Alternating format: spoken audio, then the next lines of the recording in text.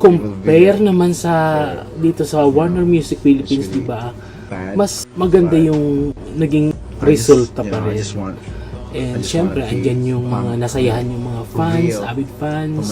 Kasi nga may mga ganap, like yung mga pa-concert, events, may physical album na nangyari, yung merchandise, diba? Nakakatuwa, diba? Compare doon sa complex. So yun, as 18, as avid fan, ko pa man din ay ako ay bias ko si Ken. So, yung mga ginagawa natin ganito, kung baga yung concern lang natin sa ating sinusuportahang artist. Kasi, syempre, ako kasi, ini-expect ko talaga, since kinuha siya, inabsorb siya ng Japan, Warner Music Japan, ini-expect ko talaga yung at least man lang, makuha niya yung audience talaga ng Japan. Kagaya no, for example,